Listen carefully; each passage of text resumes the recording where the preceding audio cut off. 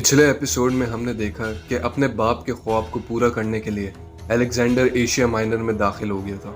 Persians को ग्रैनिकस की जंग में शिकस्त देने के बाद उसके आगे सारा पर्शिया फतह का मुंतजर था, मगर इससे पहले कि वो डेरियस की फौजों का मजीद सामना करे, उसके आगे छोटे मोटे शहर रुकावट बनना शुरू हो गए थे जो अभी भी पर्शियन बादशाह के वफादार थे।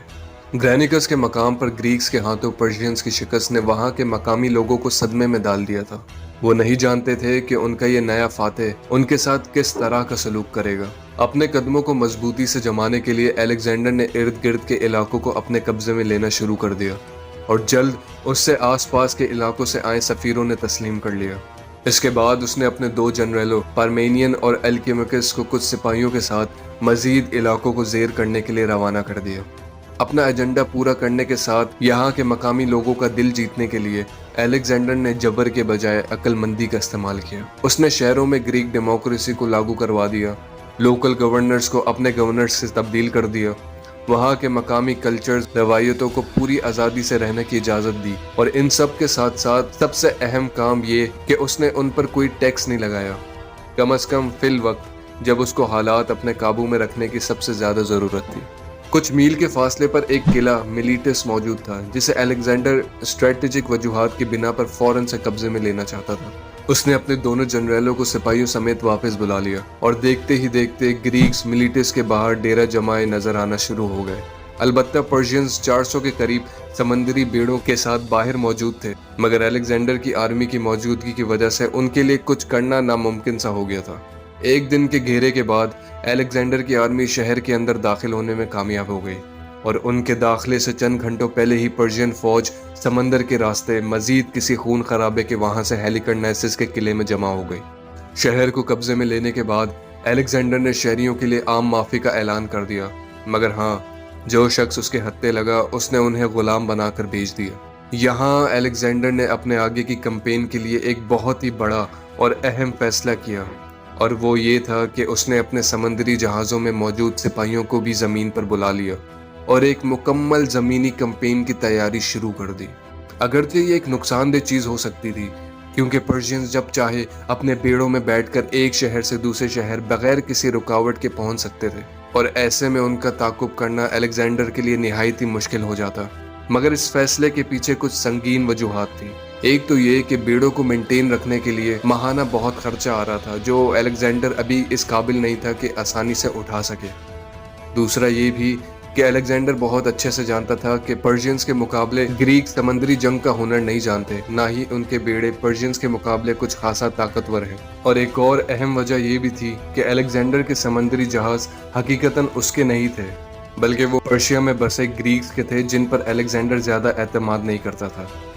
और इन सब के साथ साथ उसकी आर्मी एक जबरदस्त जमीनी फौज थी जिसका मुकाबला करना पर्शियंस के लिए बिल्कुल भी आसान नहीं था और वो इसी का फायदा उठाना चाहता था।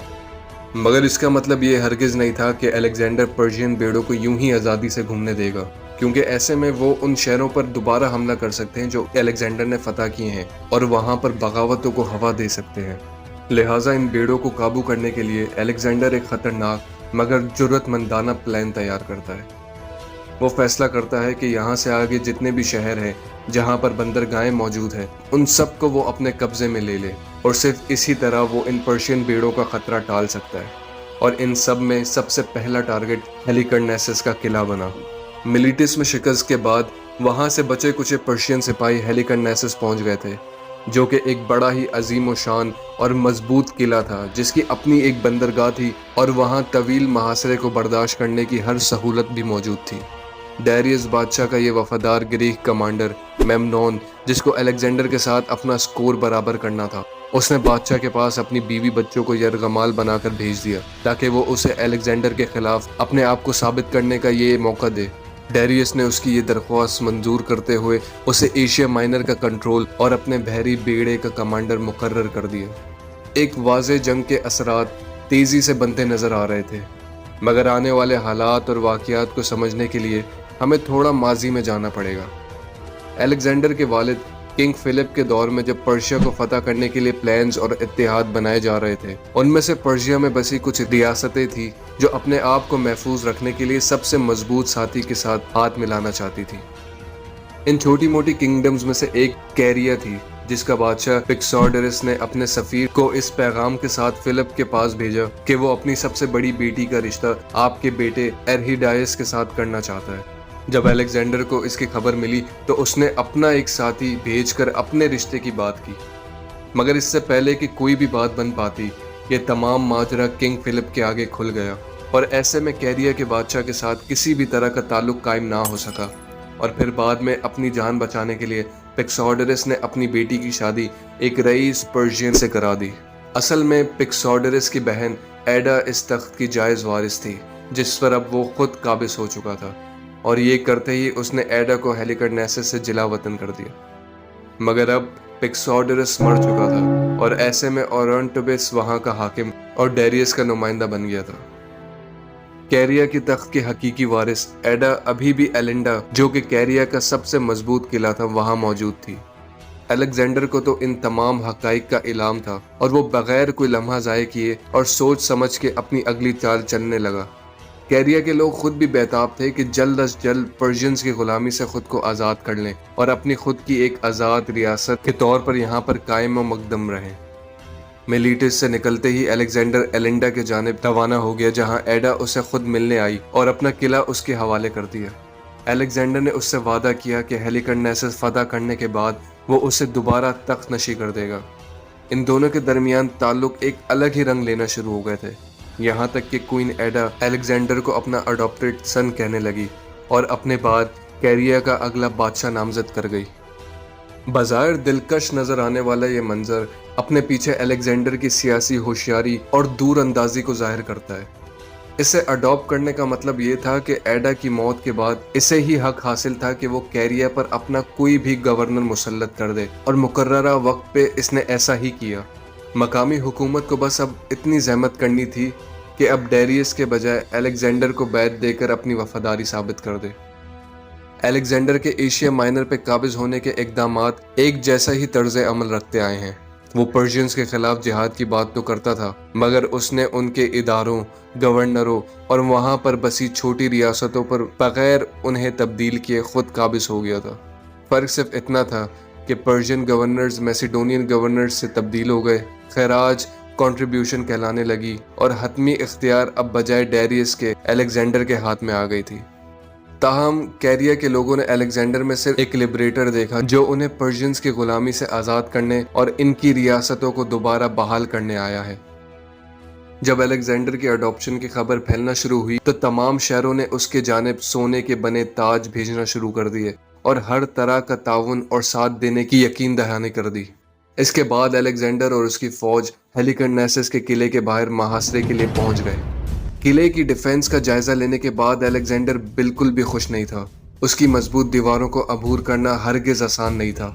اس کے علاوہ دشمن کے گریک کمانڈر میمنون نے لمبے محاصرے کو برداشت کرنے کے لیے اچھا خاصا راشن، اناج، پانی جمع کر رکھا تھا، اور اس کے ساتھ ساتھ اس کے پاس دشمن فوج کو پریشان کرنے کے لیے کیٹاپلٹس بھی موجود تھے، اور اس کے علاوہ بندرگاہ کو محفوظ رکھنے کے لیے پرشینز کے بیڑے پہنچ چکے تھے۔ دوسری جانب سمندر کی جانب سے آنے والا محاصرے کا ساز و سامان ابھی تک الیگزینڈر کے پاس نہیں پہنچا تھا۔ اپنے دشمن کی طاقت کو آزمانے کے لیے الیگزینڈر نے کچھ سپاہی قلعے کے گیٹ کی جانب بھیجے، مگر غیر متوقع طور پر انہیں تیروں کی خطرناک بارش کا سامنا کرنا پڑا، اور اس کے بعد میمنون نے ان کے خلاف اپنا ایک دستہ بھیجا جس نے انہیں پیچھے دھکیل دیا۔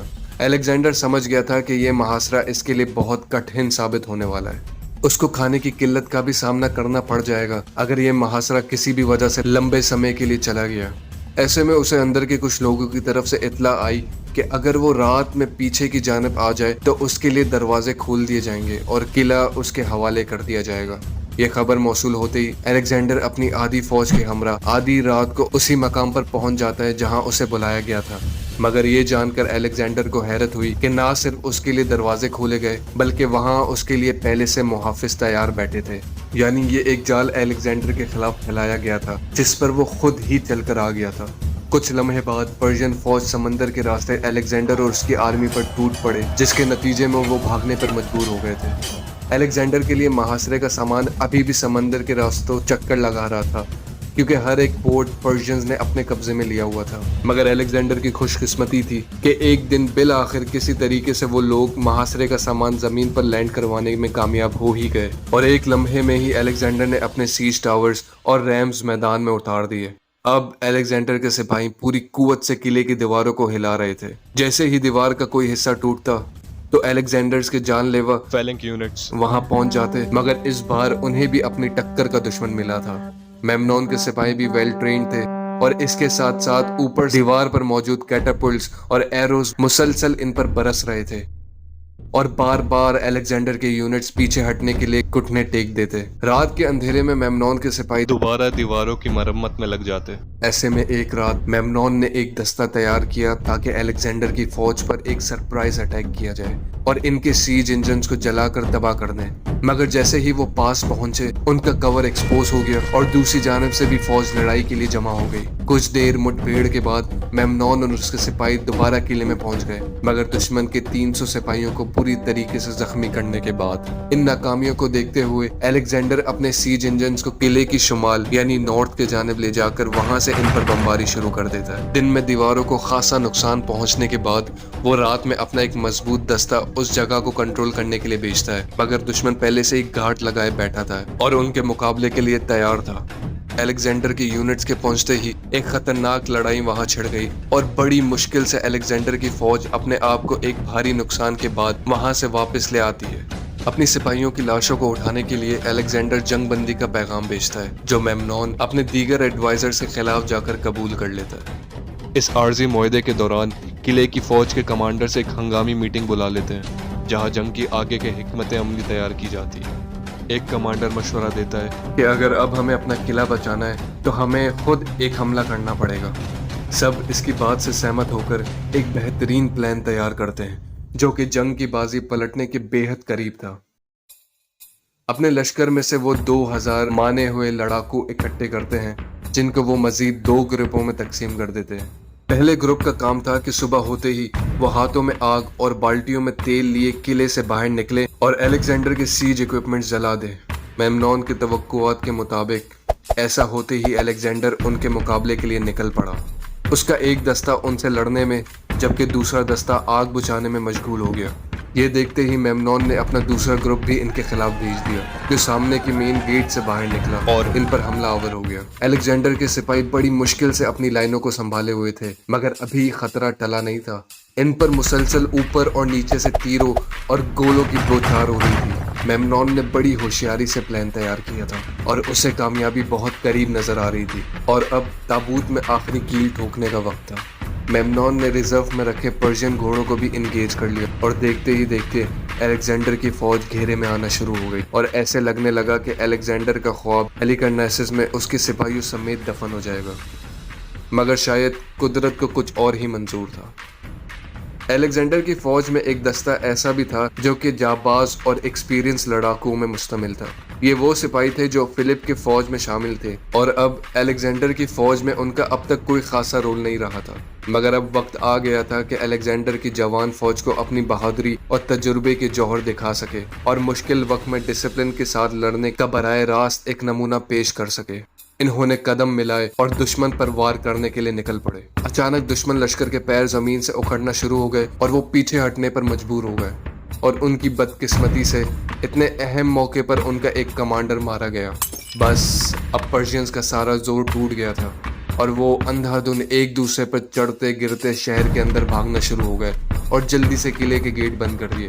جو پرشین دستے باہر ہی رہ گئے تھے وہ الیگزینڈر کی فوج کی تلواروں کا نشانہ بن کر کٹ گئے۔ میمنون اور اورونٹوبیچ جانتے تھے کہ اب وہ جنگ ہار چکے ہیں، اور ضروری ساز و سامان جمع کر کے وہ قلعے کی مختلف عمارتوں کو آگ لگا کر وہاں سے سمندری بیڑوں میں بیٹھ گئے اور وہاں سے نکلنا شروع ہو گئے، اور پیچھے صرف چند فوجی ہی چھوڑ دیے تاکہ وہ جتنا ہو سکے قلعے کو محفوظ رکھ سکے۔ الیگزینڈر کے داخل ہوتے ہی انہوں نے آگ بجھانے کا عمل شروع کر دیا، اور قلعے کو قبضے میں لینے کے بعد ایڈا کو ایک بار پھر یہاں کی حکمرانی مل گئی تھی، جو کہ اب بطور گورنر الیگزینڈر کے لیے کام کر رہی تھی۔ امید ہے کہ آپ کو یہ ویڈیو پسند آئی ہوگی۔ الیگزینڈر کی کمپینز میں آگے مزید ویڈیوز آنے والی ہے، تو پلیز لائک اور سبسکرائب کا بٹن دبا کر رکھیں اور دیکھتے رہیں ہسٹری فار یو۔